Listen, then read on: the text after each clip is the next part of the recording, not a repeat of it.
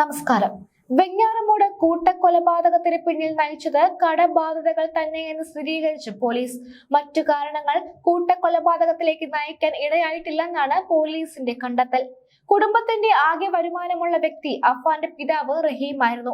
എന്നാൽ ഗൾഫിലെ ബിസിനസ് പ്രതിസന്ധിയിലായതോടെ റഹീം വീട്ടിലേക്ക് പണം അയക്കാതെയായിട്ടും അഫ്വാന്റെ കുടുംബം നയിച്ച ആർഭാട ജീവിതമാണ് കടക്കെണിയുണ്ടാക്കിയതെന്നും അതിനെ തുടർന്നാണ് കൊലപാതകങ്ങൾ നടത്താൻ അഫ്വാൻ പദ്ധതിയിട്ടതെന്നുമാണ് അന്വേഷണ സംഘത്തിന്റെ കണ്ടെത്തൽ. കടം നൽകിയ ബന്ധുക്കളുടെയും വായ്പ എടുത്തിരുന്ന ധനകാര്യ സ്ഥാപനങ്ങളിലുള്ളവരുടെയും മൊഴി പോലീസ് രേഖപ്പെടുത്തിയിരുന്നു.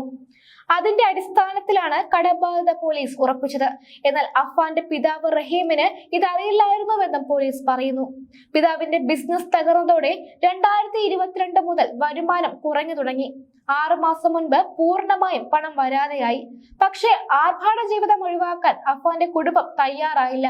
ആശുപത്രി, അനുജന്റെ വിദ്യാഭ്യാസം ഉൾപ്പെടെയുള്ള നിത്യ ചെലവുകൾക്കും ആർഭാടത്തിനുമായി കുടുംബങ്ങളിൽ നിന്നും ധനകാര്യ സ്ഥാപനങ്ങളിൽ നിന്നും പണം കടമെടുത്തു തുടങ്ങി. പണം തിരിച്ചു ചോദിക്കുന്നവർക്ക് മറ്റൊരാളിൽ നിന്ന് പലിശയ്ക്ക് പണം കടമെടുത്ത് നൽകി. അതോടെ പലിശയുൾപ്പെടെ കടബാധ്യത 65 ലക്ഷത്തോളമായി.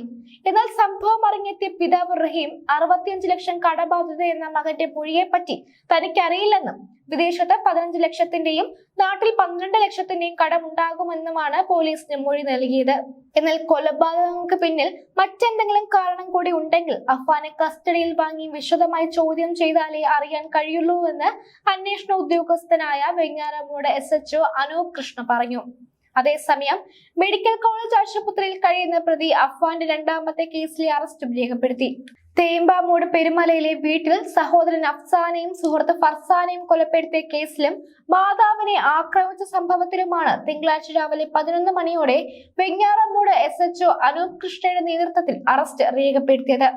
പാങ്ങോടുള്ള കുടുംബ വീട്ടിലെ മുത്തശ്ശിയെ കൊലപ്പെടുത്തിയ സംഭവത്തിൽ കഴിഞ്ഞ ദിവസം അഫ്വാന്റെ അറസ്റ്റ് രേഖപ്പെടുത്തിയിരുന്നു. എലിവിഷം കഴിച്ചതിനെ തുടർന്ന് മെഡിക്കൽ കോളേജ് ആശുപത്രിയിൽ കഴിയുന്ന അഫ്വാന്റെ ആരോഗ്യ പുരോഗതിയിൽ മാറ്റം വന്നതോടെ ഇന്ന് ആശുപത്രിയിൽ നിന്ന് ജയിലിലേക്ക് മാറ്റും. തുടർന്ന് കസ്റ്റഡിയിൽ വാങ്ങി തെളിവെടുപ്പും വിശദമായ ചോദ്യം ചെയ്യലും നടത്തുമെന്ന് അന്വേഷണ സംഘം അറിയിച്ചു.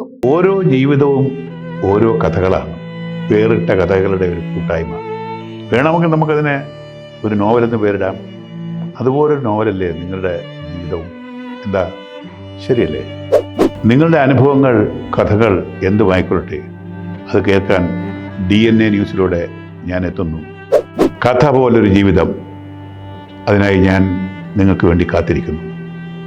നമുക്ക് ഒന്നിച്ച് കാണാം, കുറേ കാര്യങ്ങൾ സംസാരിക്കാം, വേദനകൾ പങ്കിടാം. നിങ്ങളുടെ വിഷയങ്ങൾ, അനുഭവങ്ങൾ അത് ഞങ്ങളെ അറിയിക്കേണ്ട വിലാസം താഴെ കൊടുക്കുന്നു.